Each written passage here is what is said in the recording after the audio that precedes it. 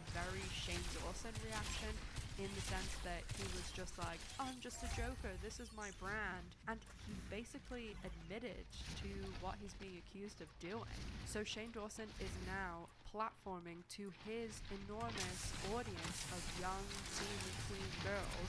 He's platforming a child groomer and someone who has done horrible, horrible things to young girls, and he just seems to not care at all. You obviously can't know what's in someone's mind or what they're like. So in the past, if you looked at past relationships and say, oh, Shane Dawson did give him his career, but maybe he didn't know. But right now, he knows. He knows everything he's done. He knows all of this stuff, because if you go to his YouTube community page, he's posted a picture with Desiree Smith, like, welcoming him to the channel, and the entire comment section is just saying how this is so bad that he's doing this. I mean, there's even really, really fanatical Shane fans in there saying, this is a bad move, this is a terrible person. You would think that Shane Dawson, the only way he would mention Desiree Smith would be saying how he regretted platforming a freak, but no, he hired him, and Shane Dawson is now doing his podcast with him, promoting him on the podcast, and again, platforming a literal predator. So my original conclusion about the fact that Shane Dawson has moved beyond the fucking idiot. Why would you charge the cliff, throw the game? You threw the game, you idiot.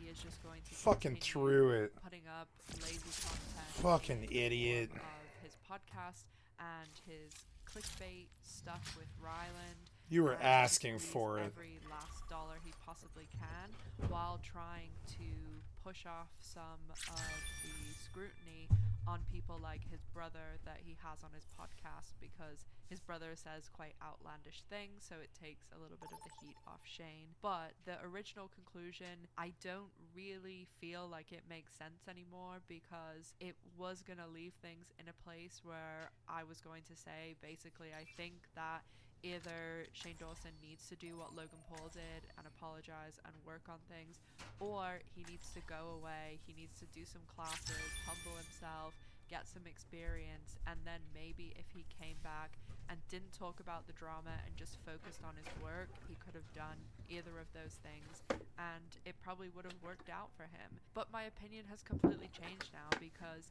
he is literally exposing his audience to someone very dangerous, a predator, alleged predator, just for safety, but he really is exposing his young audience to Desiree Smith, who has an unbelievable amount of allegations against them. And as I mentioned earlier in the video, Shane Dawson is absolutely aware. His comments are filled with people disgusted by him bringing Desiree Smith on the channel. And you have to also remember, the people commenting on Shane's channel are most likely his fans. And also, there's 1,000 million views on YouTube where you can see what Desiree Smith is. I'm sure she wants way more than you about what's going on. So my honest conclusion is that this video, and there's probably thousands of videos like it, show that Shane Dawson really doesn't care about anyone. He doesn't care about the people he's offended. He doesn't care about all his racist, sexist behavior. He doesn't care about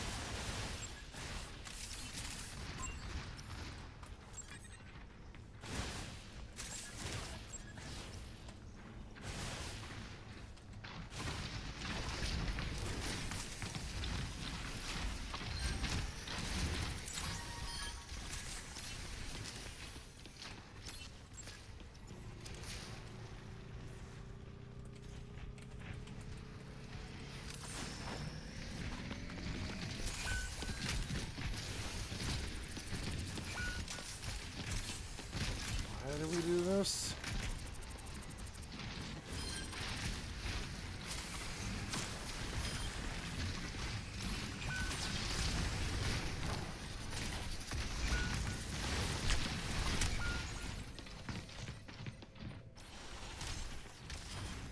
Oops.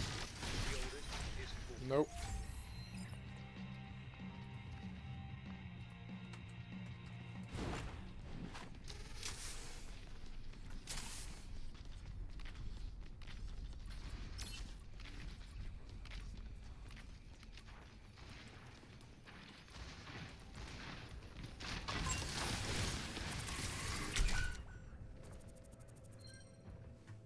Nice. Elizabeth.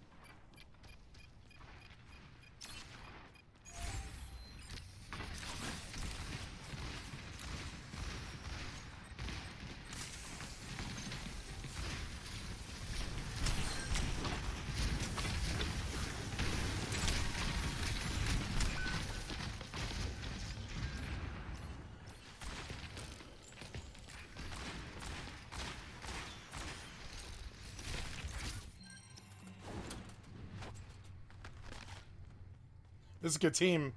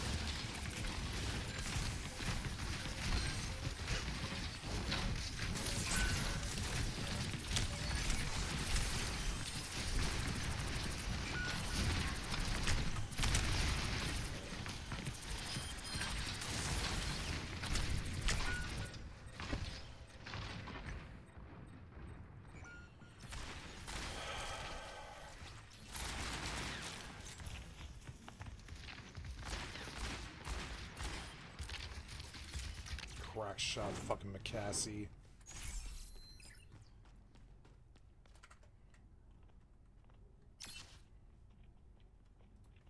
Elizabeth Holmes grew her infamous multi-billion-dollar company Theranos using the tagline, "A world in which no one ever has to say goodbye too soon." But her criminal actions and fraud over the course of a decade and a half had her doing just that, saying goodbye to her own children and her life far too soon.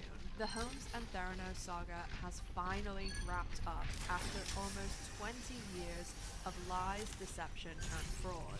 In this video, we're going to go over the rise of Elizabeth Holmes and Theranos, the dramatic downfall, what happened after Elizabeth Holmes lost everything, and how Theranos imploded. Later in the video, we'll discuss the trials of both Elizabeth Holmes and her former boyfriend and right-hand man, Sunny Balwani, their sentences, their many, many attempts to get out of prison, and what ultimately happened to the both of them. The majority of media pieces, like The Dropout, The Inventor, and Bad Blood, all came out long before the end of the Elizabeth Holmes story. So I'll be sharing some interesting details about Elizabeth Holmes' empire of lies. It did that not were feel like it was included close in enough any for of the me. shows, documentaries, or podcasts. This video will also reveal the delicious conclusion to not only the Elizabeth Holmes saga, but a lot of people that enabled her behavior, like Sunny Balwani and her brother Christian Holmes, and will also reveal what happened to the heroes in this story, like John Carreyrou, Erica Chung, Tyler Schultz, and others. We'll also hear from Holmes herself, alongside her boyfriend Billy Evans, who's a multi-millionaire hotel heir. They did an interview recently in the New York Times where they discussed the truth around Elizabeth Holmes' voice, and we'll also be hearing a little snippet of what her real voice sounds like. So sit back, relax, grab a coffee, you might even use an alcoholic beverage for this one, and let's go over the unbelievable and deserved downfall of one of the most dangerous fraudsters, criminal Elizabeth Holmes. Like fighting this entire team by myself. A world in which no one ever has to say goodbye. And then McCassie just ends it. Think of anything that was more meaningful than being able to change what people go through when they say goodbye too soon. What you don't have to say goodbye to is a world in which people don't have to say goodbye too soon.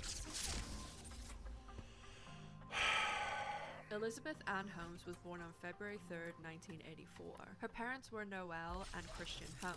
Noel worked as a congressional committee staffer, and her father, Christian Holmes IV, was Yeah, I got toxic, so I'm gonna for leave. Enron. I'm sure most Only people took a few know games, the but, Enron yeah, scam. yeah. Holmes' great-great-great-grandfather was Charles Fleisman, who Got founded toxic, the so. Fleisman Yeast Company. The family members before Elizabeth's parents I got lived solo ulted 5 extremely times, and luxurious lifestyles, and by the time her father, Christian Holmes IV, came around, the family money was gone. Holmes and her family still grew up with money. They went to fancy private schools where nepotism and the good old boy private school network flourished. We'll see later how Holmes benefited from these two things. Growing up, Holmes was neighbors with a couple named Richard and Lorraine Fuse. Her mother Noelle and Lorraine Fuse were very good friends, but Richard Fuse and Chris Holmes didn't get along at all. Chris Holmes was very jealous of Richard Fuse's success and extremely padded bank account. Fuse was a medical doctor and also during a time period was a CIA agent, but he had many successful medical companies and medical patents.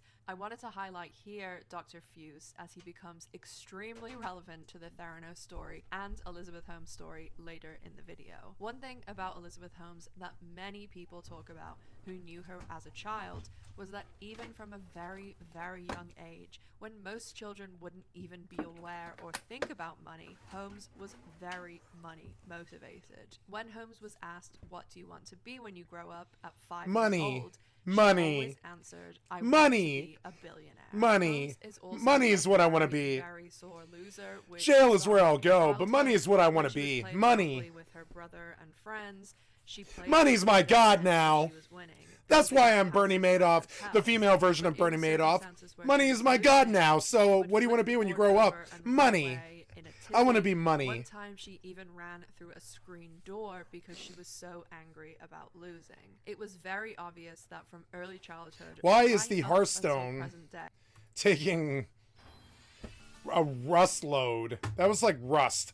That was like loading rust. What was that? Elizabeth Holmes has only ever been interested in two things: money and fame. She couldn't care No, just less money. about No, helping no. people. I'm sure the fame actually caused her a lot of problems. I don't know about fame. I think it was more about money. And you'll see throughout this video that actually she was willing to harm people in order to get more money and more fame. Holmes graduated from a private high school, Who St. isn't? John's School in Houston, Texas. During high school, Holmes learned Mandarin, and her parents also arranged home tutoring. Holmes is fluent in Mandarin, and Yeah, for like 5 years, they just spam all this meaningless crap that I just click through, and I don't even know.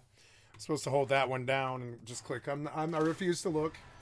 I don't care what you've done. I don't believe in what you did to Hearthstone, and I'm just going to press the play button. That's all I need to know. according to multiple sources, has a real You and your knack for the gotcha. language. Holmes began studying at Stanford University in the fall of 2002, but she did actually take the summer Mandarin program the summer before she started Stanford. And despite being the best speaker in the Stanford program and being the youngest student, she was bullied a bit by the older students. Now, in this if she program. went to jail for life, was she really the best speaker? This is that thing. If you go to jail for life, were you really the best speaker at that engagement ever? Were you really ever? Not really. Yeah, if you went on, you didn't commit a bunch of crimes and go to jail for life, maybe you might be the best at something, but you're not the best at anything if you go to jail for life. Program. Being the youngest person in the program at just 18 and also being bullied, this caused Holmes to be a bit on her own and a bit ostracized by sure. the other people. So this caused a 40-year-old multi-millionaire who had just gone back to school because he pretty much had retired and was enjoying his money, and That man was 55 to 60. this caused this millionaire to befriend Elizabeth Holmes, and this did actually change the trajectory of both of their lives. This multi-millionaire 40-year-old that was basically preying on an 18-year-old was Sunny Balwani, and Yeah. he is Praying. extremely relevant to the entire Elizabeth Holmes and Theranos saga. Sunny Balwani's real name is Ramesh Balwani, and many people have investigated over the years why he started using this nickname Sunny, because when he was signing anything at Theranos, he was signing it as Sunny, and when he was signing divorce papers and other papers previous to Theranos, he was signing them as Ramesh. Nobody knows where this nickname came from because he is anything but Sunny. So I'm assuming it's some sort of ironic nickname. So flashing through 2002, 2003, Holmes is living on campus and attending Stanford. And after about a year and a half in 2003, Holmes then starts her company, which later down the road will be known as Theranos, but it is originally called Real Time Cures. And she should have known it was going to be a disaster because the first couple of paychecks that were issued had a misprint and actually read as Real-Time Curses. Real-Time Cures was started in 2003, but Holmes was still enrolled in Stanford until March 2004. Two significant relationships that happened for Holmes at Stanford, one being Dr. Phyllis Gardner, who's an extremely accomplished doctor, and she's worked at Stanford for many years. She is the one who told Elizabeth all the way back in 2003 that the things that she was attempting were not possible. Elizabeth's original idea was a patch that looked very much like a bandage, a plaster that you would wear on your skin, even like a sticker, and it would be able to detect infection and immediately deploy antibiotics when it detected any infection. As I said, Dr. Gardner is extremely accomplished, and many people that have gone on to really make groundbreaking medical devices and patents have sought out her expertise. So when Holmes went to her, Dr. Gardner explained, this is not possible. There's a reason that you have these big bags of antibiotics or, big capsules, the potency and everything like that. It's not possible to put it in a sticker. So Dr. Gardner explained all of this, and then Holmes came back with the exact same idea, and Dr. Gardner said, I don't think you're listening to me. So that's when she referred Holmes to her colleague, and that was Channing Roberts, who was head of the engineering department, and this is the other significant relationship that Holmes made at Stanford. He thought, hey, you know what? I see an opportunity here. Maybe you can do this, maybe you can't, but let's give it a shot. And he became a kind of a mentor to her and said to me, maybe once a century you come across someone like Beethoven. She's a Beethoven figure. He said, she's a genius. She is this rare creature. And he bet his career on it. I think he was the first enabler. Also, Dr. Gardner and Channing Roberts are both going to be very significant figures throughout this video. Channing Robertson actually left Stanford, his tenured position at Stanford, to go and work for Elizabeth Holmes. He was her first board member, and he was the person who really started to feed Holmes's ego in the beginning.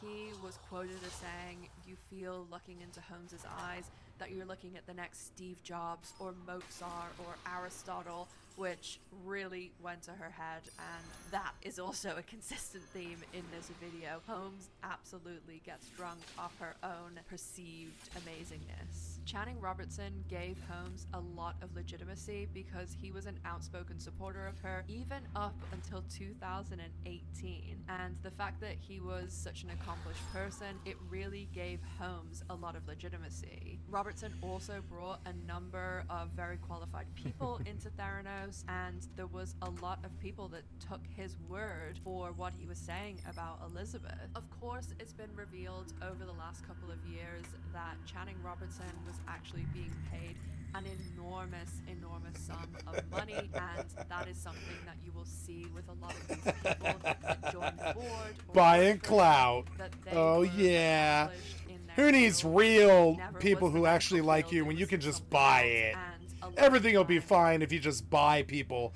into like, if you just pay people to like you. Everything will be fine.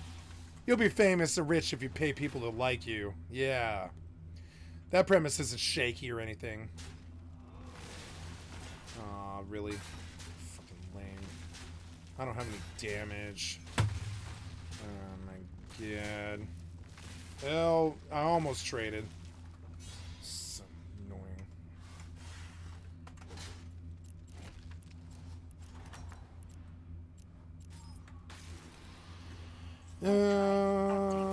Yeah, we'll put it on the lesser. Fuck it. And then let's do summon a beast, summon up to a baton, we'll go with cube links baton, probably take those, and then one of these, and then take one of these. I don't know, the beast is pretty good too. So freeze the rat for now. I'll take the beast that I know. Nice, but you didn't like really do anything too good though.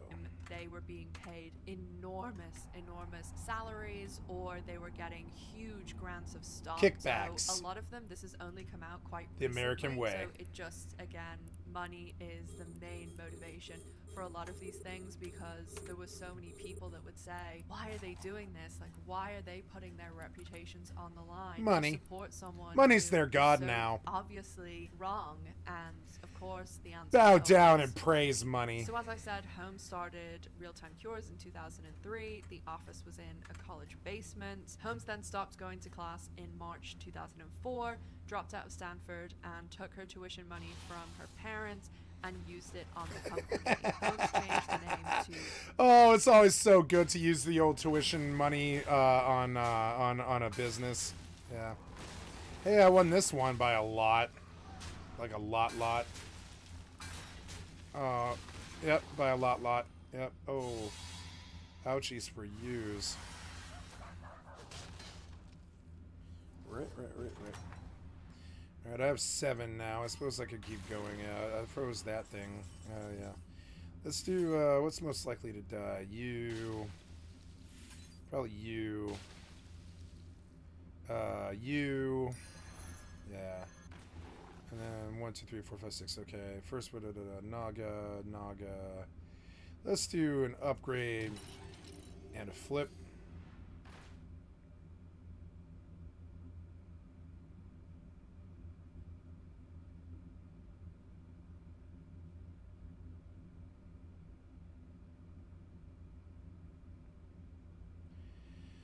It's weird. It seems like the kind of card that would go in a B stack, the Observer of Myths. But I don't think it works permanently.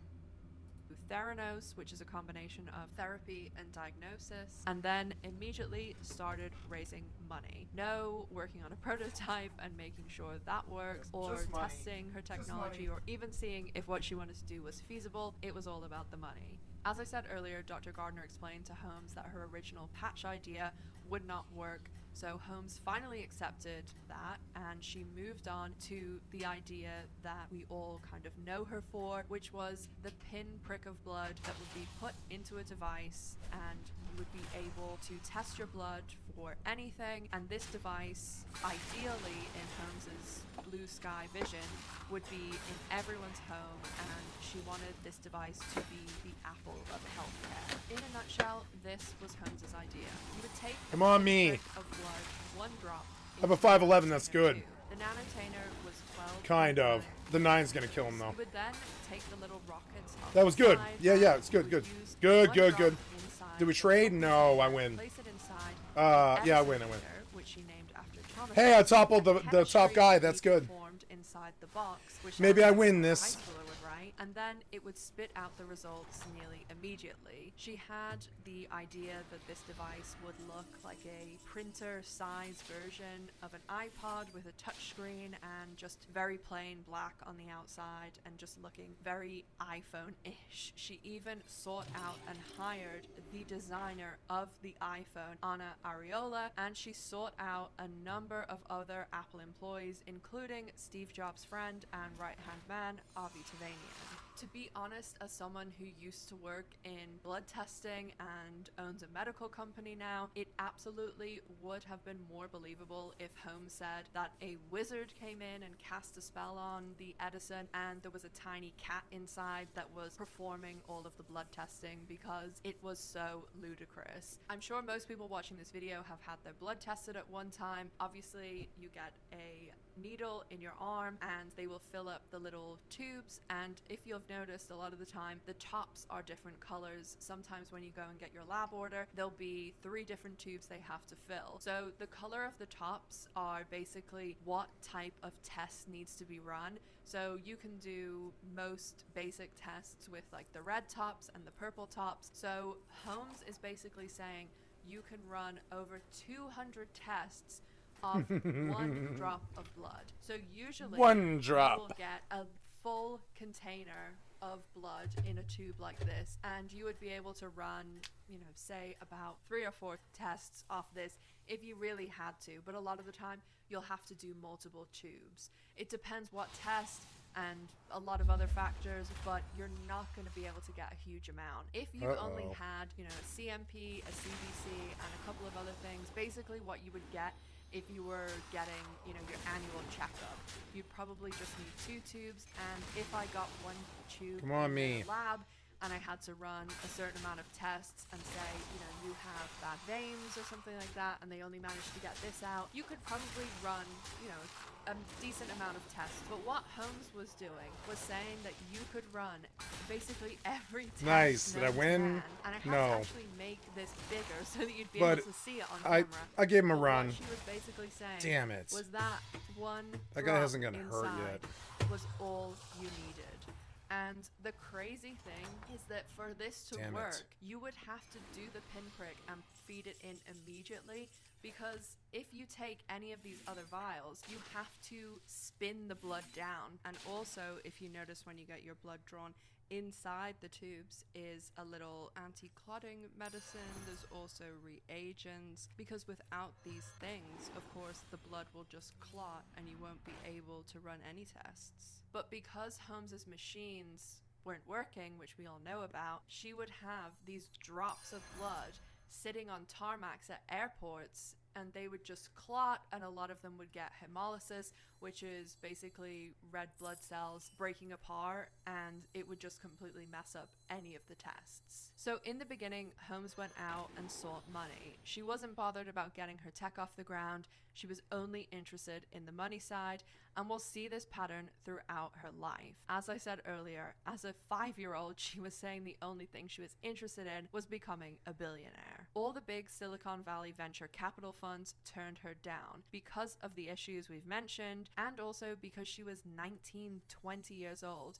with absolutely no experience in the scientific field. She had no education apart from a high school diploma, and she's claiming she's developed groundbreaking, earth-shattering, life-changing tech. Holmes got her first $6 million in funds from family, friends, private school, friends, parents, her parents, and other people she was personally connected to.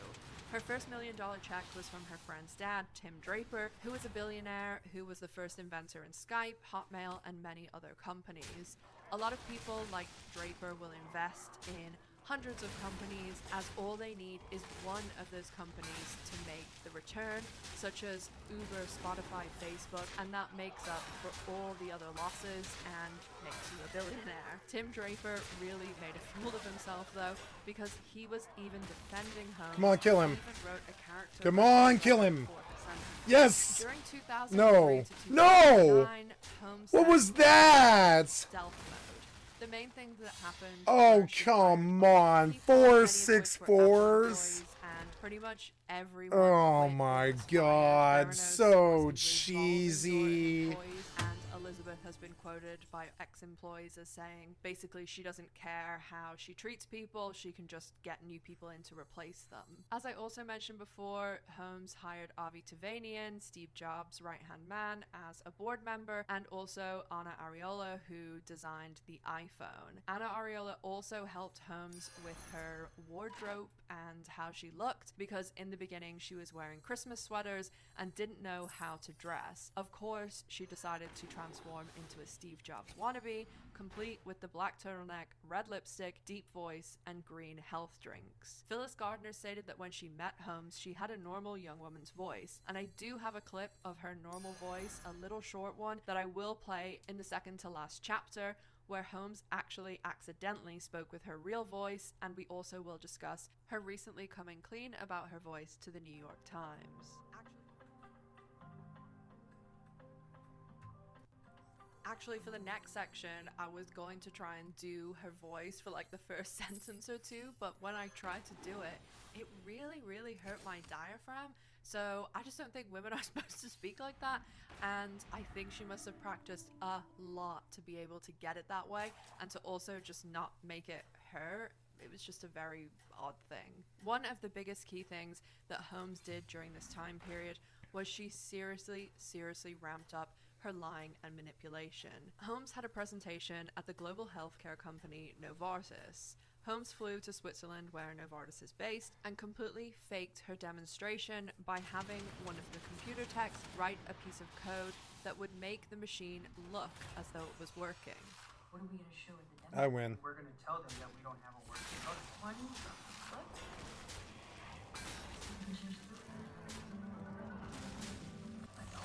Well, at least it was free. This was the first time we know of where Elizabeth Holmes faked a demonstration, but this certainly wouldn't be her last. We're now in 2009, and Holmes and Theranos are desperate for money. So Holmes makes a deal with Balwani that if Balwani pays Theranos from his personal account over $13 million, Balwani can join Theranos as the COO and vice president. Just a few other things of note that's happened in the interim before Balwani joined. Everyone from Apple has now left, and probably the biggest thing of note was that in March 2008, the year prior to Balwani joining, two high-level employees approached the board chair with evidence that Holmes was misleading the board about the effectiveness of Theranos' blood testing technology. The board decided to remove Elizabeth Holmes as CEO, but unbelievably, Holmes convinced them to change their minds. We've decided that Tom here step in as acting CEO until we can find somebody else. I reached out to an old friend. Oh my god, she's beautiful. It's Amanda Seyfried, my favorite actress. Bring in $20 million and come on as COO.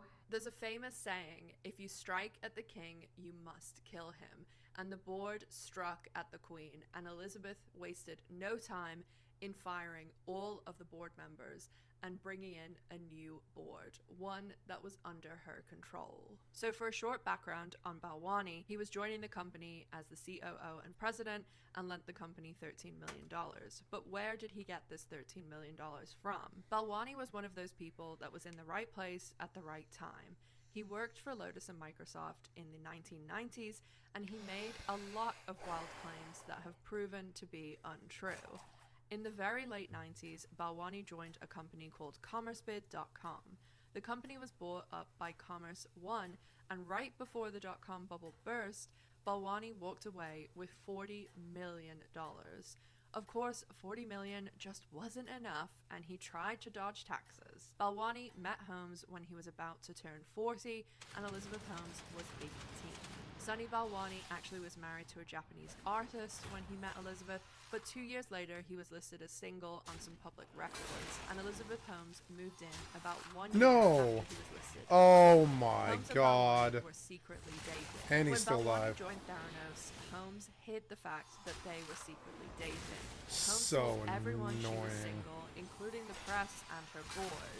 When Balwani joined, she never declared anything about their relationship. Balwani would roll up in his Lamborghini or Porsche, which had the license plate Veni Vidi Vici, I came, I saw, I conquered, and he always wore Gucci loafers, jeans, a white I don't shirt have it, with do his I? chest hair Nope. spilling out, a gold chain, and Come on, me. Nope. that it could be smelled throughout I've the lost whole every Theranos. fucking match. So Balwani Every one. How am I and still Holmes in this had their game? little uniform. I've lost one Balwani mob in for white every match, so I and do like Holmes in her black turtleneck and red lipstick.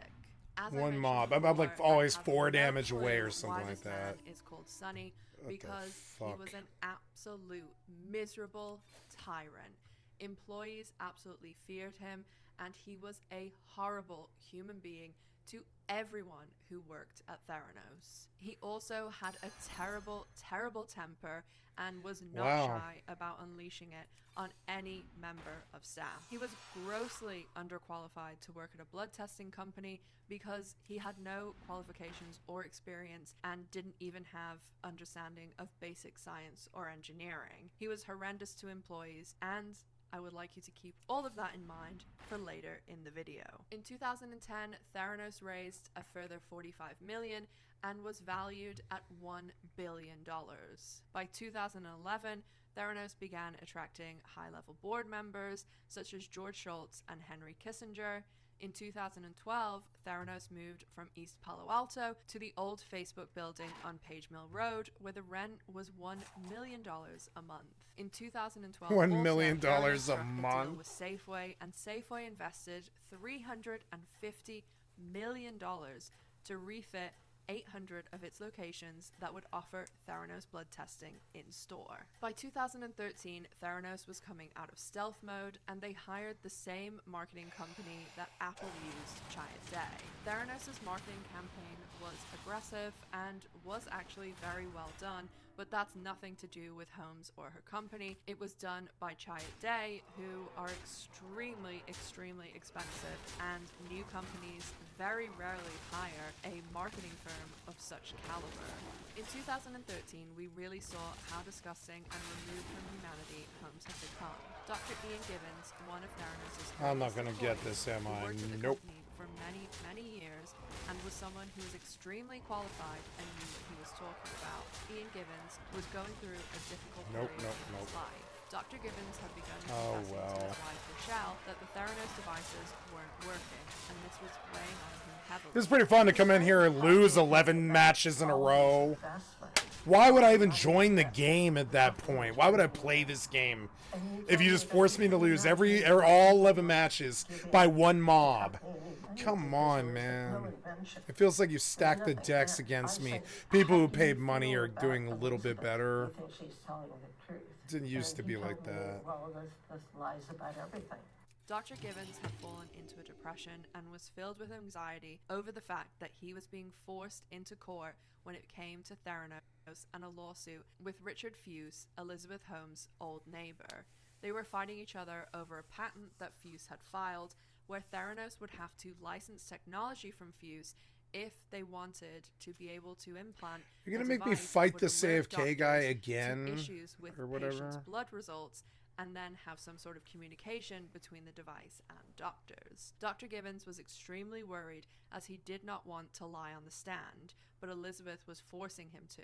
In 2013, just before he was due to be a witness in the Fuse trial, Dr. Gibbons, who was an expert chemist, tragically unalived himself, leaving his wife Rochelle devastated.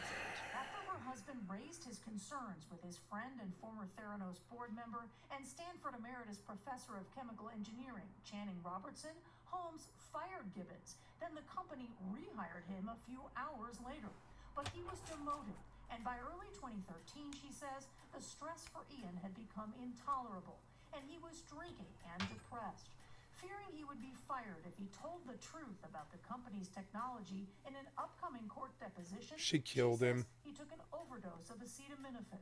Dr. Gibbons worked for Theranos for almost a Acetaminophen. decade, and Elizabeth Holmes' only What? communication with Rochelle Gibbons, That his sounds wife sus and as widow, hell. was through her assistant. Do you believe that if Ian had not gone to work for Theranos, that he would be? Oh yeah, for sure. Why do I keep fighting the same dead guy over and over again and losing by one mob everybody else? The call she did get, she says, Why like this is so different from the last time I played Battlegrounds. In 2013, What happened to Theranos Hearthstone, also man? struck a deal with Walgreens. Elizabeth Holmes lied to Walgreens and told them that she was working and partnered with Pfizer. Of course, none of that was true, and Holmes lied about so much of the technology, the biggest lie being that the technology actually worked. There's a when, of tier course, 7 we know now? It didn't.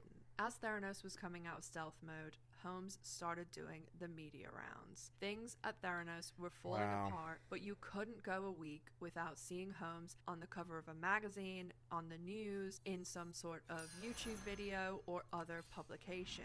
Nothing at Theranos was working. It was an absolute disaster, but Holmes was being lauded by the media and held up as the successful female billionaire that everyone should be so inspired by. So as I explained before with the little blood tubes, I'm going to explain even more detail about how Holmes went even further with fraud and lies when it came to her technology. So a lot of people will say, why didn't anyone in the company say anything? And that was because Elizabeth and Sonny kept everyone very siloed. So they worked in their department. They weren't even allowed to go into each other's area. There was security watching them all. And so they didn't know anything outside their little bit that they worked on. And then also, if you think about all these media companies and magazines and papers where people are coming in and saying they've seen the technology, they've tested it, it's because Elizabeth did this with the board as well. I'm gonna lose. Bring these people in. Hurry up. Have the device sitting on, This was a tables, bitter and game, man. everyone I can can't say, remember okay, take the pinprick ever. blood. I don't ever remember playing a Battlegrounds game where I lost all 12 rounds or whatever and still was at the end to fucking fight the last like 5 people or whatever it is. 6 people. I've lost every match and I'm still here somehow. It's really fucking weird. It's annoying and it's bad for morale, and it seems like bad gacha design based around like some of these people have paid money and some of these people haven't. And I think it's kind of fucked up a little bit. The chicken's a little curry. I think I'm gonna log after this game. This seemed toxic too. Something's happening to Blizzard.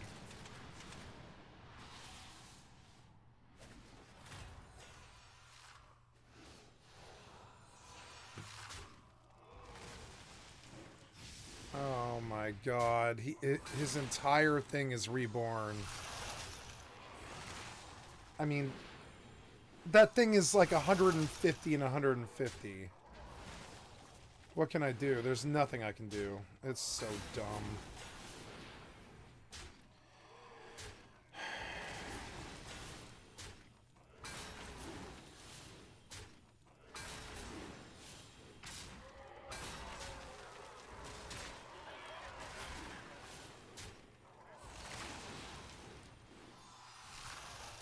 Oh my god. This weird ass match. What the fuck is going on? Oh my god. Well, at least it was epic. That was just frankly epic. I mean, what?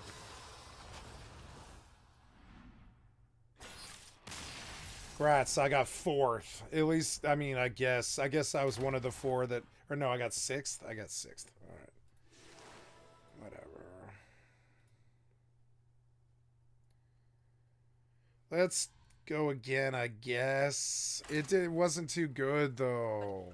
Put it in the machine. Try and it was like, again. oh, it's going to take a few hours. And so they would either go and talk with Elizabeth, go Like, out, okay, the reason I used to play Battlegrounds and I really believed in this mode is it seemed humble and it seemed like it was basic and it seemed like if you stuck to the, you know, to the phyla of the mobs, you would do well. Now it seems like it's basically a toy. Like it's a toy. It's like playing Simon Says or something like that. It's fucking weird. Like most of it's RNG that you can't even control.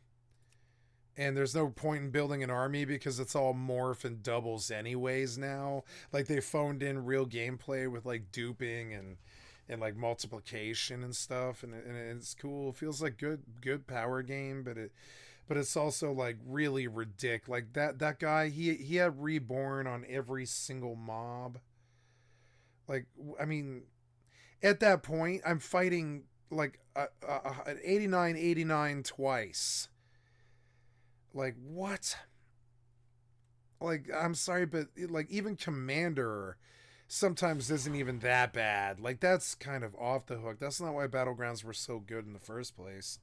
Isn't morph stuff like that anyways. Yeah, did you... Oh, you auto-picked for me, did you? You didn't give me a choice.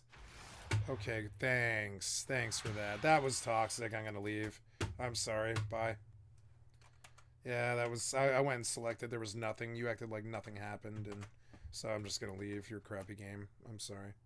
I used to really love that game, but whatever the fuck that is, that's not even the Battlegrounds I remember, much less the game I remember. And I started Battlegrounds in 2018. Like, come on, man.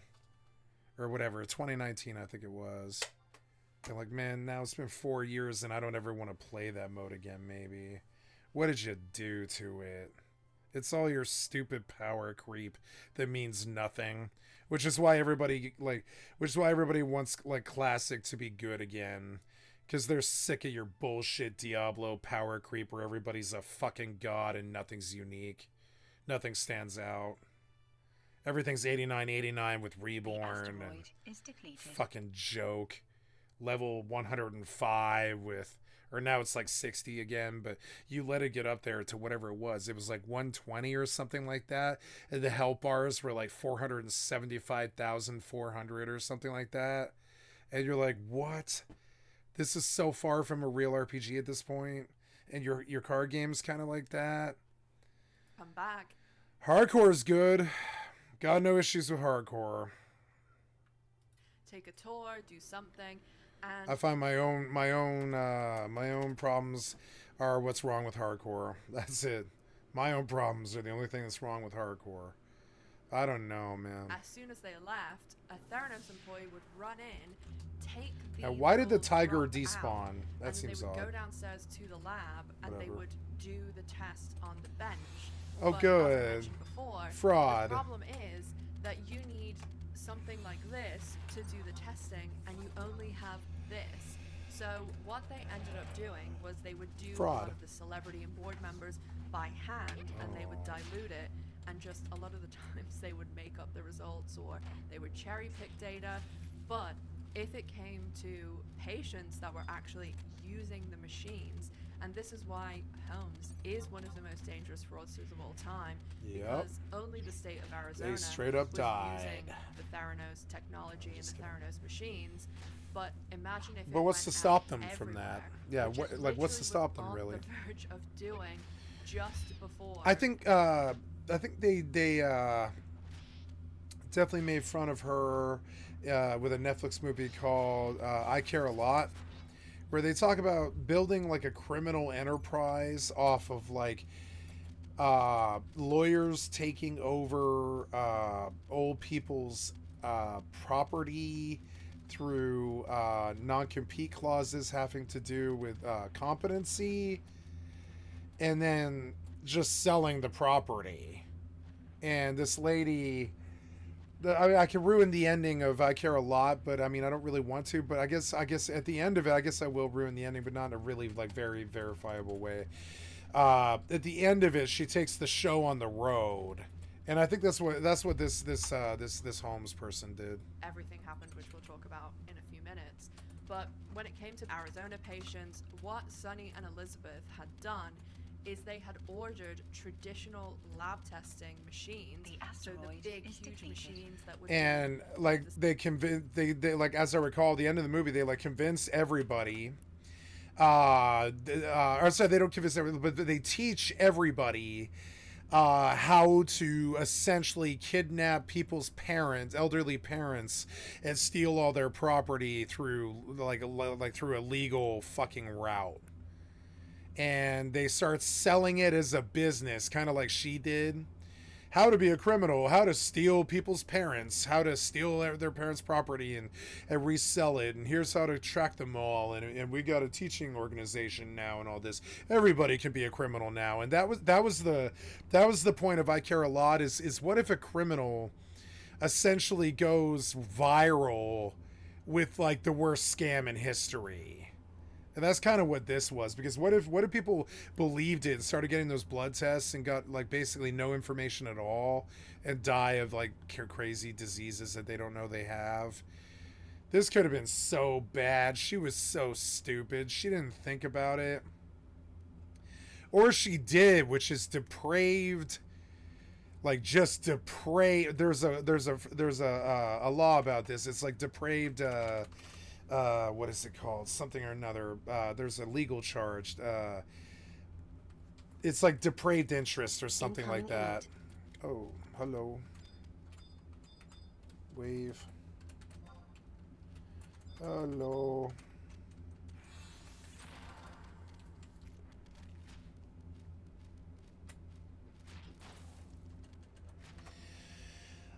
Indifference, depraved indifference, and it's a felony charge. It's depraved indifference.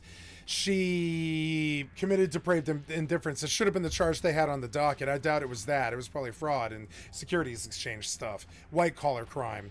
But what she should have faced was like quite literal like criminal crime, which is not white collar. Depraved indifference. Depraved indifference is kind of white collar, but it's more of a felony than like fraud, you know. And I don't know, like depraved indifference to get you a nasty felony beef, but like that's what she was guilty of. And she's right. She could have been the most dangerous fucking fraudster of all. She was the most dangerous fraudster of all time in a way, because she came within like a fucking angel's hair of selling her fucking lie to basically our parents so that they go get blood tests and think that the blood tests are accurate and don't catch and the tests don't catch that they have like diabetes or cancer or something like that. That's messed up. It's right along the line of Martin Shkreli. It's really depraved. But I mean, money's their god now. Anything for money, right? Size of like this room that I'm in, and they basically look. Who cares if your parents die, your elderly parents die because of my machine? Who cares about that? Money's my god, and money's all I need, or whatever. Big, enormous. Speaking of which, come to skycat.live and donate, please. Just kidding. I'm not, though. Come to skycat.live and click on the cat space and donate, please. Because money is their god now, not mine. Printers that you'd have in like your office, and basically those machines are in every lab in America. That every sucks. lab that I know of. Normally there's Siemens Advia machines, and so because Holmes only had this to work with, what she would do is she would dilute the sample so that it would go to this size. But the problem is there's only one drop of blood and the rest is, you know, water and chemicals. And they would put the one drop with all the water. Is she Australian? And then the machine, you know, then could read it because it was an actual sample. But because it was so diluted, they would just get these insane results. No, she's a Brit. And some of the results, she's a Brit. like for sodium and things like that, would only be accurate if the patient was dead. That's how wild these results were, and why they eventually had to Your skill has invalidate increased. every single one of them, because it was just basically no better than guesswork. So while Theranos was in literal 37. Ooh, he paid out 150. He wasn't bad. Yeah, now he'll be easier to kill, and these things are probably like too weak. No, he's EP. So okay, what are you now? You're still tough. Okay. Well, I'm 37. You're probably not as bad as you were, you know. 37. I can't believe I'm 37. You know, what was I like? I think like 10 days ago, I was like level 1, and I've come 37 levels on BST, which is just crazy. I'm doing pretty fucking good. I feel pretty good. My life is pretty much directly proportional. My happiness level is directly proportional to my Final Fantasy 11 character. You would think it would be WoW or one of these other crappy games like Rust or whatever, but no, it's Final Fantasy 11. Sky high. Patients with severely MMO lifestyle.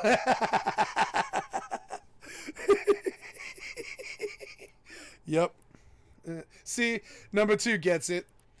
My happiness level is directly proportional to how well my MMO accounts are doing. As you can see, I'm fucking rich. I mean, I'm not liquid rich, but I'm fucking blingy. Like, I have lots of holdings and ships rich on this game. I'm not liquid rich, though. I'm not rich on this one, but this server's only been out for 10 months. And I have more money than some people. Definitely more gear, definitely more levels. Oh, uh-oh. Bear with me, guys. Just real quick, sorry.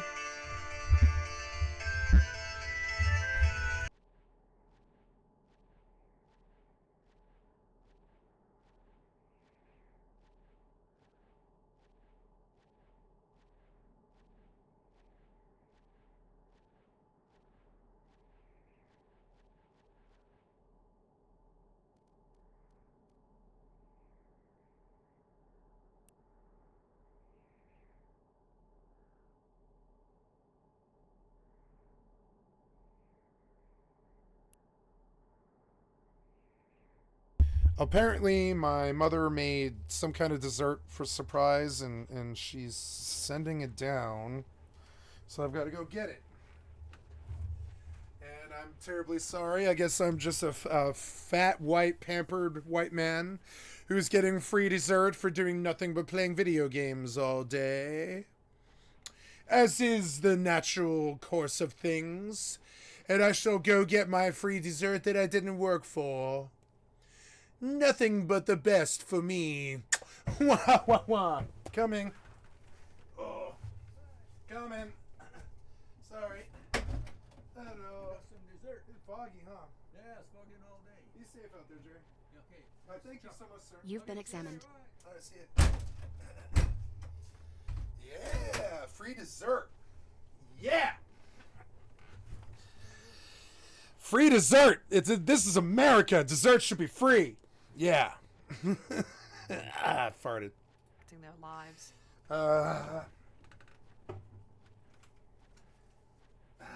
Free dessert that I didn't have to work for. I mean, I paid for, but I didn't have to work for or whatever. I didn't pay Sunny for. was running around bullying people. Or did I? I don't know. I might have. One of the country's best lawyers joined Theranos as a board member, and one of his attorneys. So, okay, Theranos really, really, really reminds me of a word, okay? And maybe you guys don't know like too much Greek or Roman stuff, Greco-Roman stuff, but I don't know if you guys ever heard of Thanatos, which is another word for Hades. Ooh, ad block update, cool. But I was looking for this. Thanatos is the literal personification of death. It's not the Lord of Death like Hades. It's just he's like the demigod of death. He's like the personification of it. Think like the Grim Reaper. Not Satan, but the Grim Reaper, right? It's like the Greek version of the Grim Reaper. When I hear the word Theranos, I think of the word Thanatos, which is like literally the oldest word and almost the oldest word in the English language for it's like the Latin word for death. And it's really weird how this word Thanatos or Thanatos, I think it's actually Thanatos. Yeah, it's Thanatos. Excuse me, Thanatos. Yeah, I used to say Thanatos, but it's Thanatos. I think is actually how you actually say it in the English, anyways. So we come to we're gonna open a paint program here. We're gonna look at something here. Theranos, right? Theranos. I'm only doing cursive because, you know, it's easier with a mouse. T-H-H-E...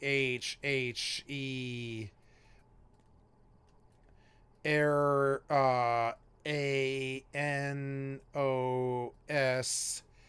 Theranos, right? Which I think is what she said it was. Yeah, Theranos, I believe, right? Which is very, very similar to Thanatos. The word death. And if she actually managed to... it's an onomatopoeia, right? It's a word that sounds like itself. Had she actually managed the scam... she would have brought a lot of mass death. And she named it aptly. To me, they're basically the same word.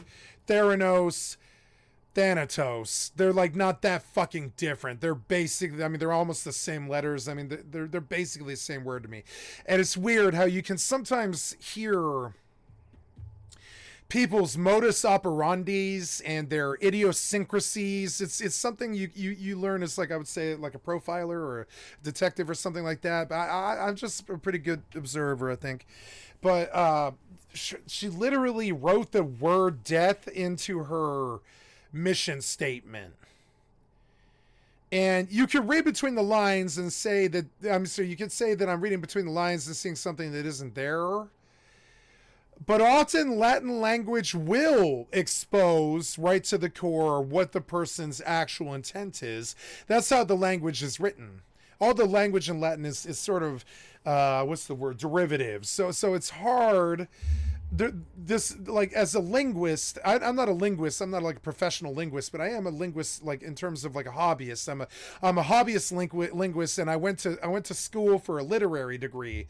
But now thera, I don't know what that is in Latin, but let's see what Latin is. Let's see what the Latin word is.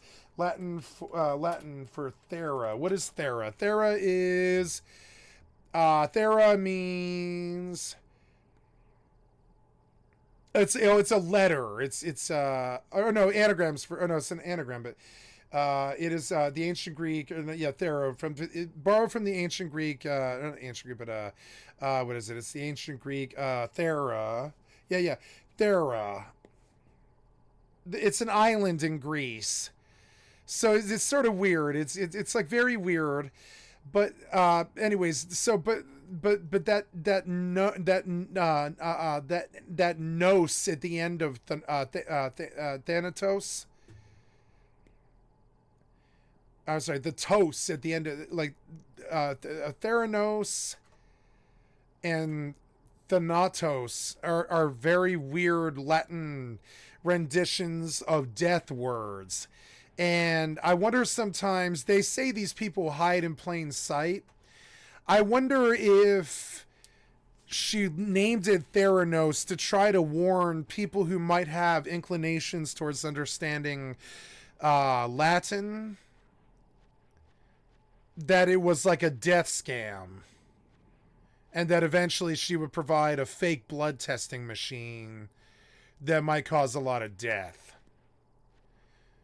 And I don't know what her intentions were. I mean, not intentions, but I don't know how or why she, or I mean, I don't know how she was planning to get away with it, because it seems like, to me, she even kind of wrote the thesis death statement into the name of the company, which implies that she was hiding so much so in plain sight that this whole thing was essentially orchestrated by the deep state or something like that. Only people I know that fuck around with Latin like that, Veni Vidi Vici and such on their dollar and on their Marlboro cigarette pack and all this. Deep state. Words like Theranos, Thanatos, Palantir, archaic, almost pagan words, which is definitely, I mean, there's nothing wrong with pagans at all. But there's definitely something wrong with the deep state and the I'm sorry, but the branding is the branding of her work was fairly Illuminati. Even it has the word death in it, kind of. It's like a half anagram of the word death done in like half it's like the therapy of death. You hear it? It's the word Thanatos, the Greek personification of death, right? You get rid of Thanet and you replace it with Theranos, right? And you have like a therapy that leads to death. And the only people that I've ever understood to work in those sort of languages and hiding in plain sight like that is deep state, Illuminati. Her entire execution was Illuminati. Heather King joined Theranos as chief legal counsel. And When David she Boyd- fired everybody, that's deep state. That's something. Night of the Long Knives. They've been doing that forever. That's an old fucking. Excuse me. That's an old fascist trick. You know, it's a tyrant's trick. The Night of the Long Knives, when they just fire the entire board and replace it with people who will let them steal wholesale. You know, you can't steal if the board morally objects to you, so you just replace them so they do let you steal, or you cut off their heads like Oren Ichi in Kill Bill. You know, that's just been going on since the dawn of mankind, and it's usually deep state or fascist, of a career like the Nazis did that with the Night of the Long Knives. Because he defended Al Gore in, the whole hanging Chad presidency issue, and he also fought against California's Prop 8 banning gay marriage, but then he also was this person's lawyer, which I don't even think I can say their name on YouTube, who was this literal scum of the earth. David Boyce also allegedly deployed a lot of underhanded tactics when it came to that person I put a picture up of. Dark chocolate and fudge. Had people followed and things like that. And he deployed allegedly the same sort of thing when it came to Theranos, because we'll discuss just in a second about what happened when there was whistleblowers and people speaking out. And David Boyce really got off lightly in things like The Dropout and his portrayal in any sort of Theranos media, because I don't think like Disney want him coming after them. But yeah, there was a lot going on, because as well, anybody who wants to speak out and be a whistleblower or say, hey, something's not right here, are they really going to go up against a $10 billion company, which is what Theranos is valued at, and really go up against one of the country's best litigators? I don't think so.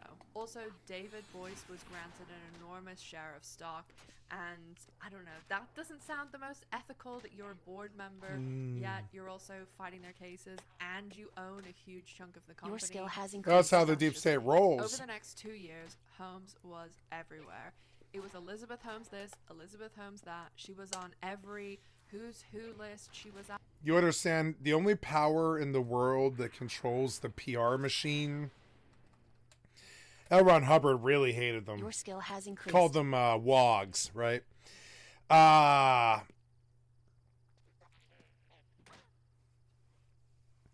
Yeah, the only time you can ever get the press behind you is if the deep state likes you and or you represent them and or you are them. Otherwise, the press will entirely ignore you. They're on their own agenda. They don't care about what you're doing at all unless you are a part of them. You know, and you are not going to win. No, you aren't. No, you aren't. You are not going to win, you stupid evil weapon. Die. Die, you. Keep healing. Uh-oh. Whirl of Rage. Oh, that stunned me and hurt me. Maybe I better summon. Your skill has increased. Yeah, okay. Go. Go, summon. You don't seem to be doing it. I need you to actually do it. I need you to actually call. I need you to actually call, damn it. Ah! Get off. Kill him.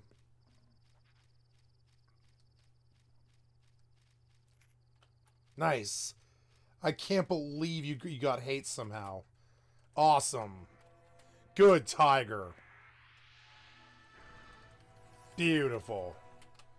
Fucking weapons are fucking nasty. But I like them. They pay. They pay pretty good.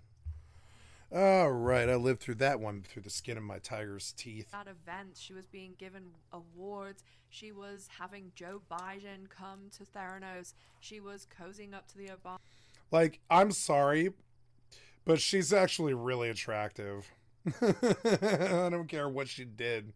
She's very beautiful. She was friends with the She's got that look. Clinton's daughter, and she was on she's yeah, she a hottie. CNN, ABC, she was everywhere, and all that publicity was about to catch up with her, because one of these interviews caught the attention of someone who actually had a vast knowledge on blood testing.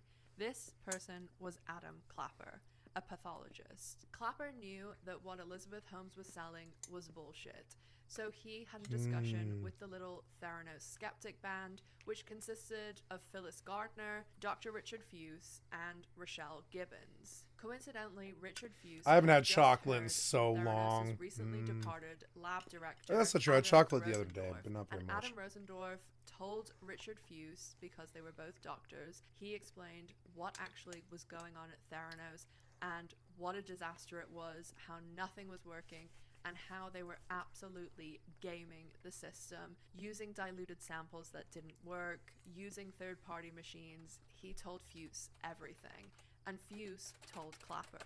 Theranos' fraud had the potential to harm millions of patients, and Clapper knew this, but he was just an amateur blogger, and as I said before, Theranos was a $10 billion company, and they had the country's best litigator. Was he really going to go up against them? Because they'd crush him and bankrupt him in 2 seconds. Yeah, because they're the Clapper deep state. Reached out to a journalist he knew who worked on exposing medical fraud. His name was John Carreyrou, and he worked for the Wall Street Journal. So I have this weird theory when it comes to the Illuminati and the deep state. And I really believe this, and I've always believed this, but I don't think anyone else believes this, but I'm going to say it, right? Uh-oh. Now, do we have trouble here? Do you need help? You seem all right. Yeah, weapons are good.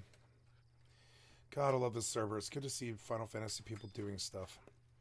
Anjuna. She is a nin? No, she's a thief.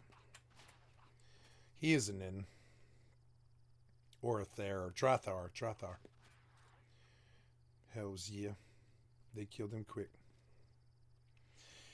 What was I going to say? So my theory about the Illuminati, right?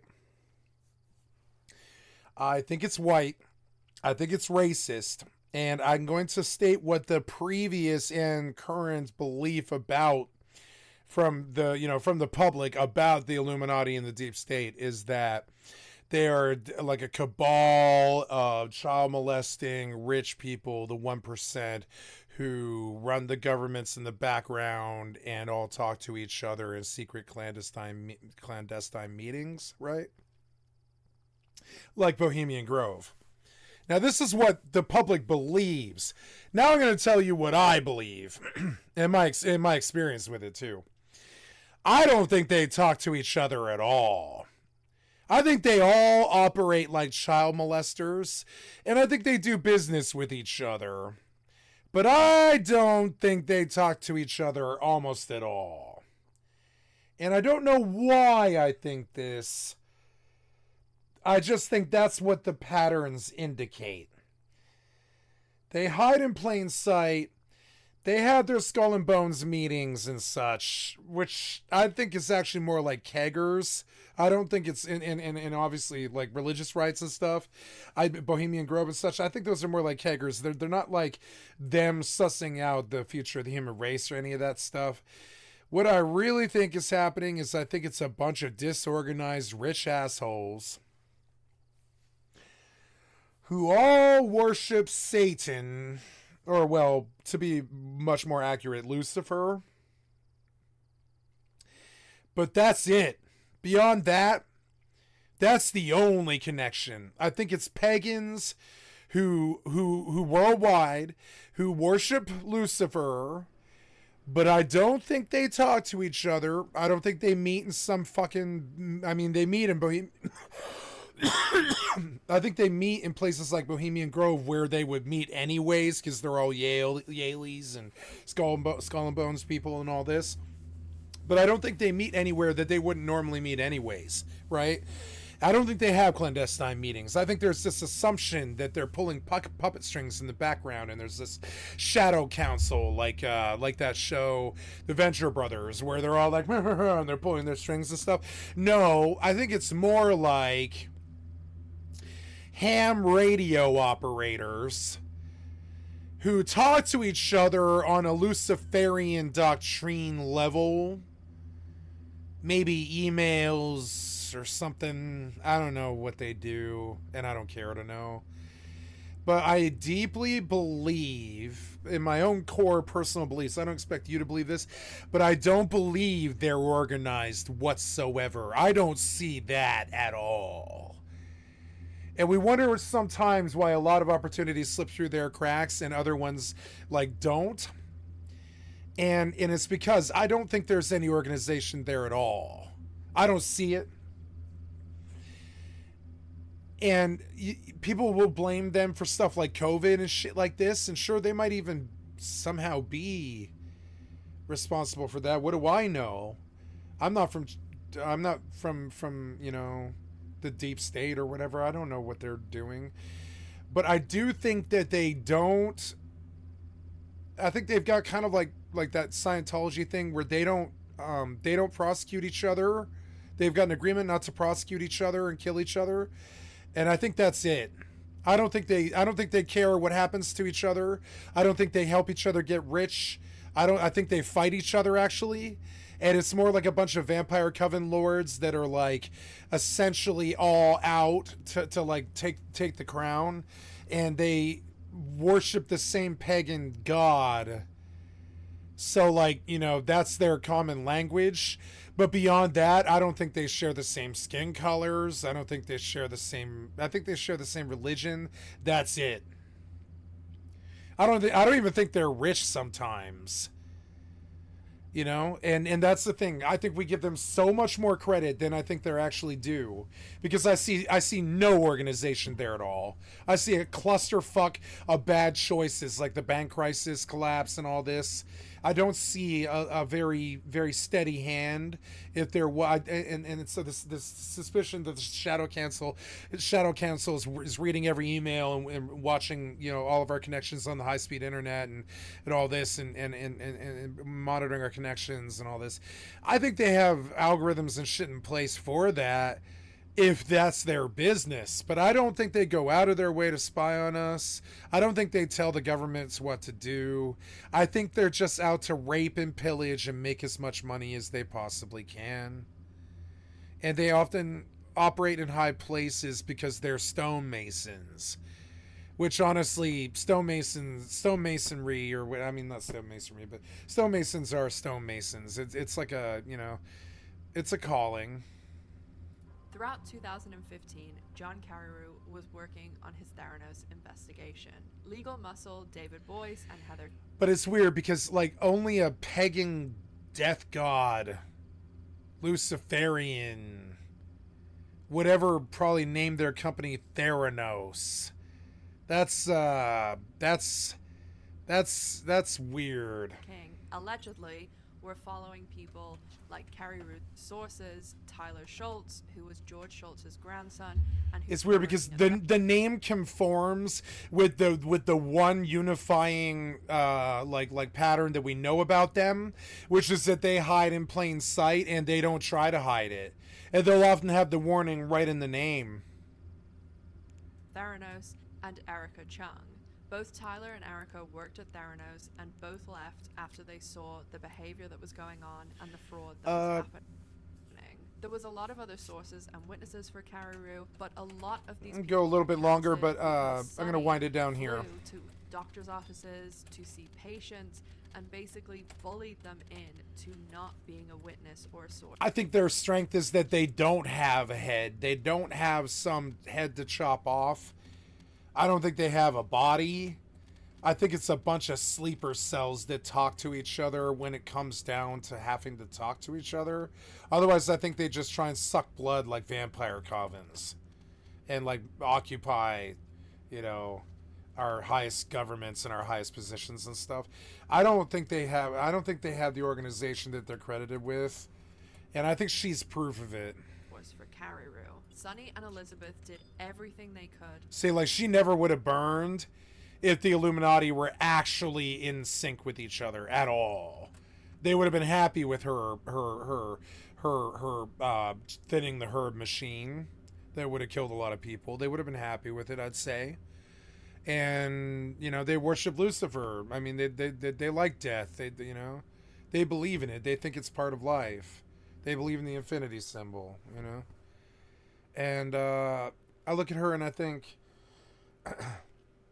the only way she wasn't bolstered and protected is she was bolstered and protected by a lot. But the only way she wasn't bolstered and protected against the charges per se were like that there's no organization on the other side at all. I don't even think they read the news maybe. I think they're just out there to make money. That's all.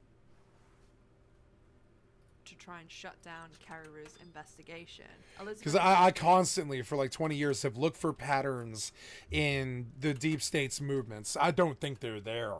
I think it's entirely a clusterfuck. The only thing that I can think of in existence that sums up the clusterfuck of the CIA, deep state, you know, fucking shadow council movement of the IMF and the WTO and all this shit, right? Is like the trilateral and all this and the Luciferian fucking bastards. My bottom line with it is I see no organization there. I see hungry mouths trying to eat. That's it. It reminds me of a homeroom. It's a bunch of kids and they're all in league with each other, but they're not fucking, they're not going home to each other's houses at night. They're not like dealing with each other. They're just in the same room. That's it. You know, it's like a home. It's like a high school homeroom is how I view the deep state now. I think they're really unorganized, and I think that's their strength. I think we want some kind of big face so we can punch it. I don't think that's ever going to happen.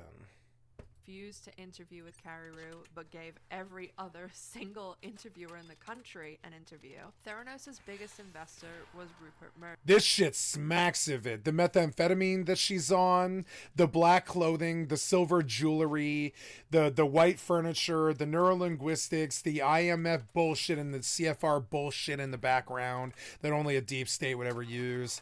Like, it's very, very weird. Like, you know, it reminds me of like Prison Project, like Facebook shit.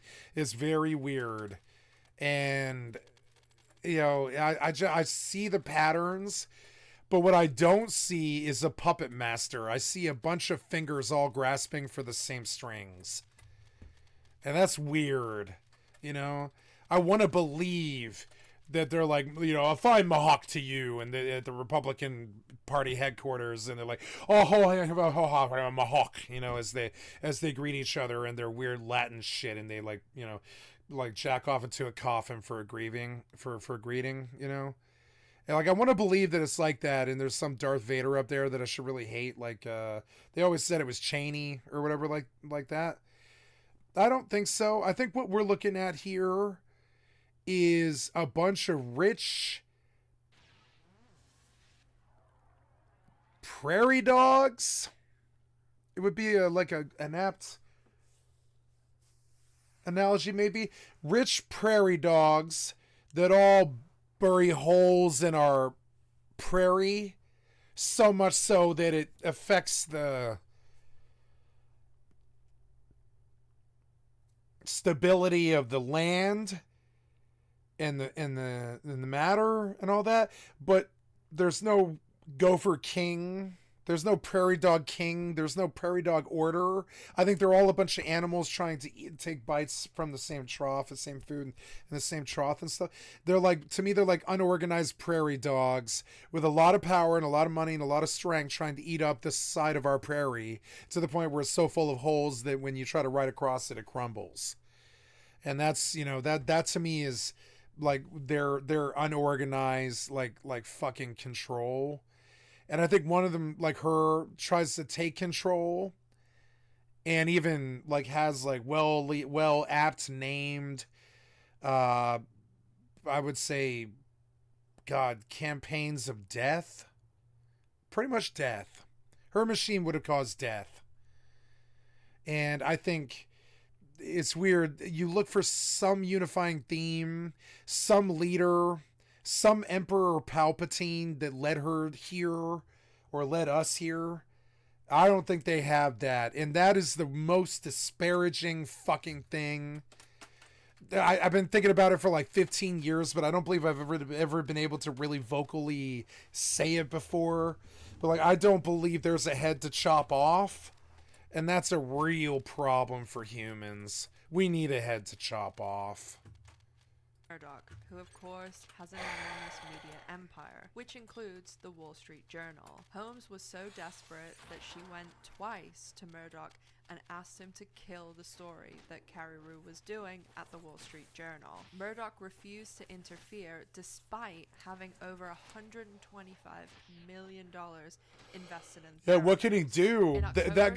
So one periodical doesn't print his story. All he has to do is mail out 50 other letters, and when all of them talk to each other and realize that they're all getting, like, trust me, these press clubs all talk, they have press clubs, they talk to each other. When they all realize that, you know, the Adam Schiff sitting in the back fucking, like, in the back of the DA's office and stuff is talking to the other DAs and shit, and they all realize that you know... 2015, John Carreyrou published his article in the Wall Street Journal. Like they all realize that they've been led to some scam. Somebody's told them about a terrible story, and then they start tracking it. And Theranos' world imploded. And so he can block one periodical, but he can't stop the entire world from knowing her scam. And he was smart not to. He was smart not. I mean, I don't like Rupert Murdoch. Fuck that asshole. But I'm saying, like, he was smart not to back her, because you can't keep a secret in this world. There's no secret in this world, you know. Does she really think she could keep a secret? Secrets are for dead people. Only people who can keep a secret are dead people. Everyone was talking about Elizabeth Holmes and Theranos, and Holmes went on the defense big time. She went on Mad Money and a ton of other shows and interviews where she dug herself deeper and deeper. First they think you're crazy, then they fight you, and then all of a sudden you change the world. And I have to say, I personally was shocked to see that the Journal would publish something like this. Statements in their piece were false. Carreyrou exposed everything, and of course he had patient testimonials that talked about their awful experience with Theranos, and he also had the backing of doctors and people who had worked at Theranos. One woman was told by Theranos she was having a heart attack, and she spent her entire Thanksgiving in the hospital. She pointed out her voice.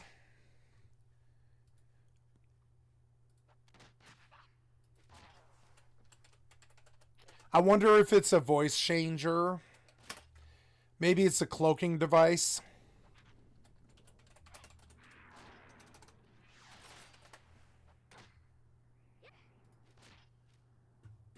Elizabeth Holmes, the convicted fraudster and former CEO of the blood testing startup Theranos, often surprised people with her unusually deep voice. Sure. Over the last 11 years, we've reinvented the traditional laboratory infrastructure. Well, it's wonderful to... She's hermaphroditic? Be here. I started this company because Those who knew I had no idea her voice sounded like that. her in college, such as her former professor Phyllis Gardner, claimed that Elizabeth Holmes did not have a deep voice back then. And what about the deep voice? Did she have the deep voice when you were dealing with her? no, I was shocked when I heard her voice because I Heroin? didn't matter before.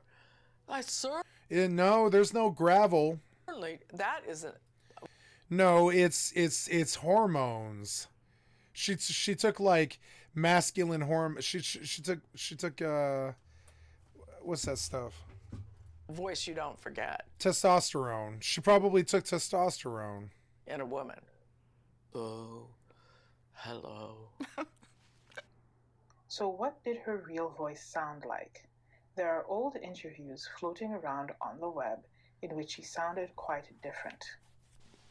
It turned out he had a nub on his elbow, and we talked to our lab team, and they said, okay, you can do She sounds like a woman here, but she does have a really deep voice. the draw. And so they did this, what would have been a finger stick on this little nub on his arm. And sure, yeah, over the last 11 years, we've reinvented the traditional laboratory infrastructure. In a 2023 interview with the New York Times, shortly before she was due to begin her 11-year sentence for fraud, Elizabeth Holmes finally admitted that the voice was fake.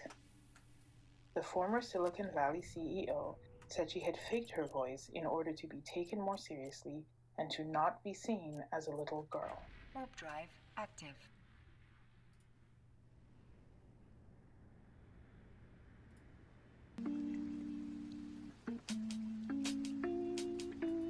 System for fueling creativity, and that creativity. Thank you for the excellent content for my stream, Scandalcast. I've liked to sub to your channel. Thank you for the excellent content for my stream, Saws. I've liked to sub to your channel.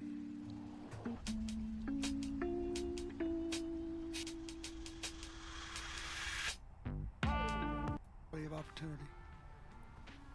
Our work is in the belief that access to health information is a basic human right, and that lab information particularly It's a battery of drugs causing her to be flush, dilated pupils. I suspect intravenous methamphetamine and opioid. Something more benign.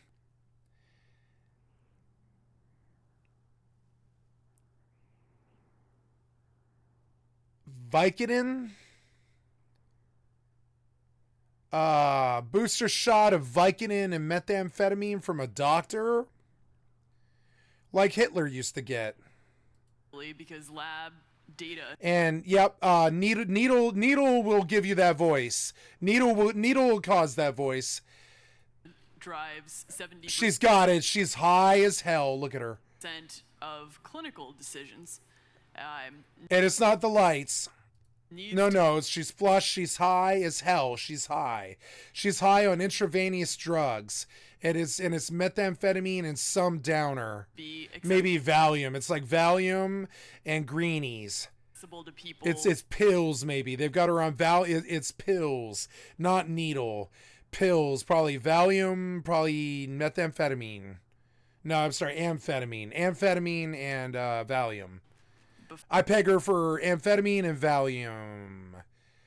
Maybe needle, because only the needle would give her the voice. It would pills won't give her a voice like that. The needle will though. The needle will cause her throat to close up like that. Before they're sick.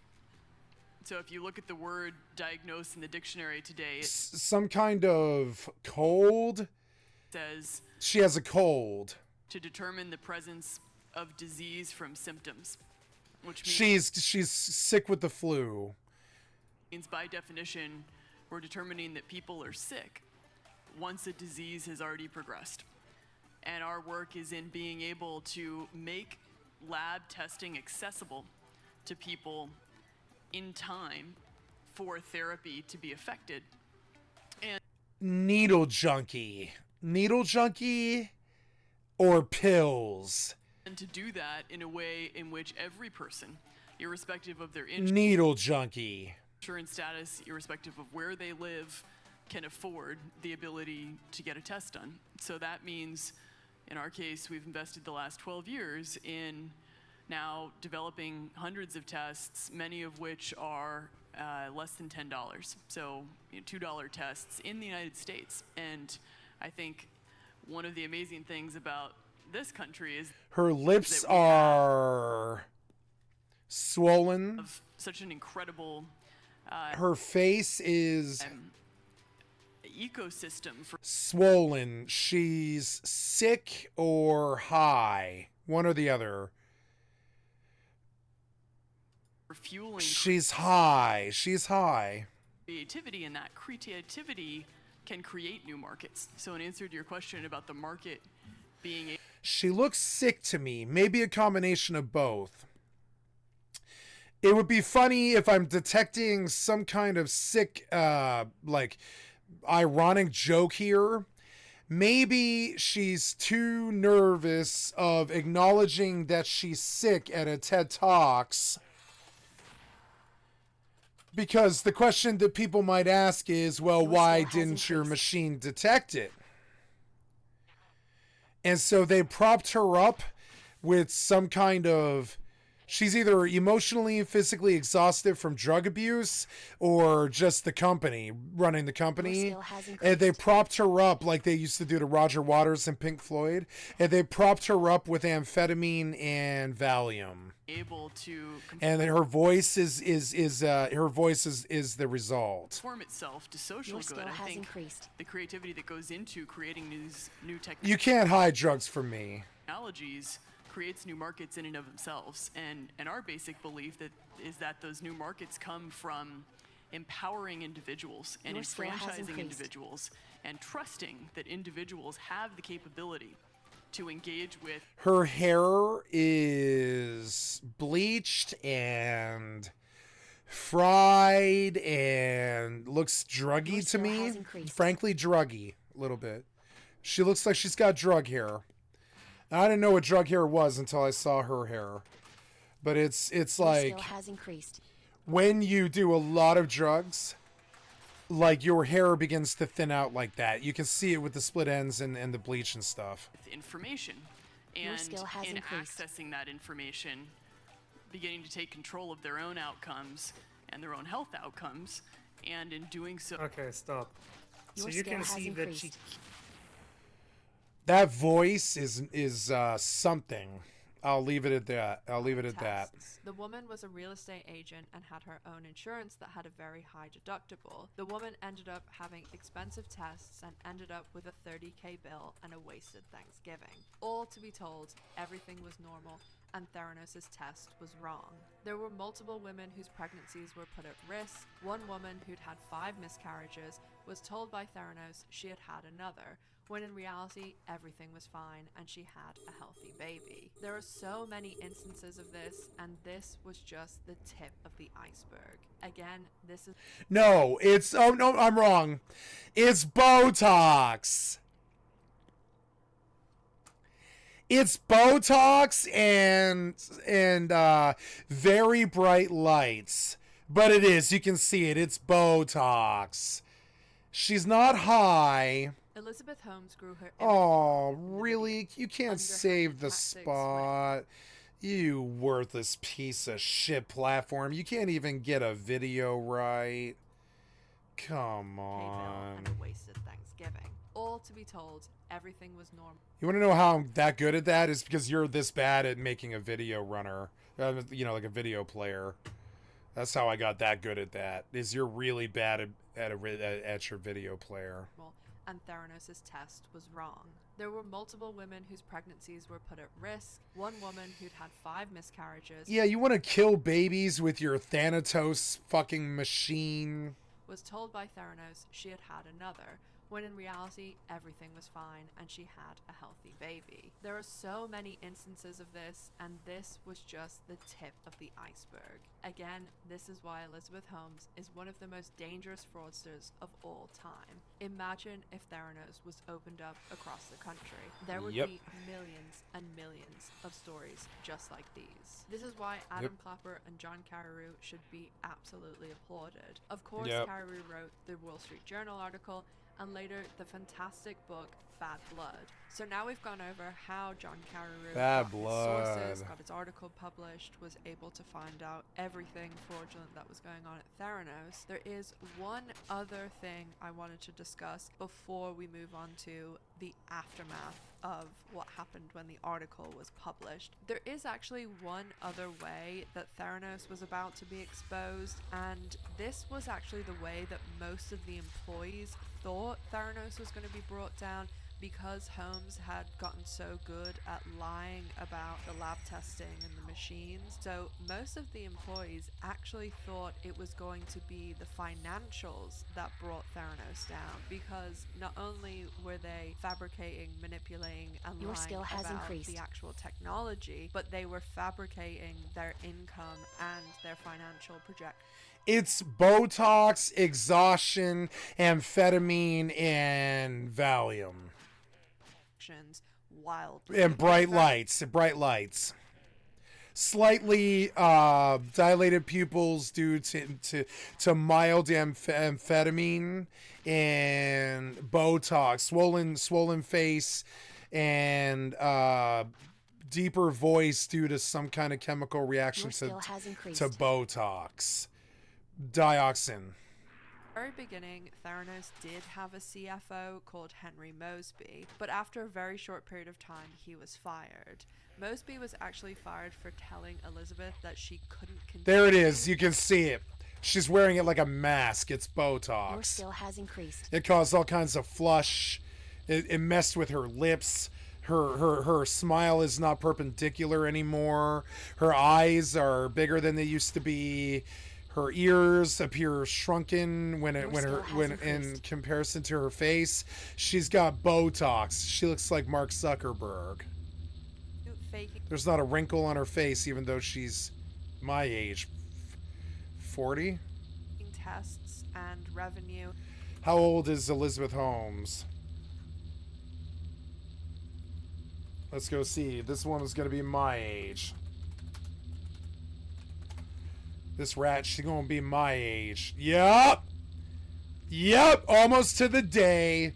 Yeah, she is my age. Almost to the day. Jesus Christ, man. But Holmes... Fucking fail. How does a woman my age do this shit? What the fuck? You knew better than this. You were raised after 9/11. You knew better than to act like this. B-word. Moseby was viewing inappropriate material, adult material, on his work laptop, but I don't really believe a lot of Holmes's claims. There, anyway. See, and when she's not had it recently, she's truly beautiful, and she doesn't look high. But also, when she has, oof.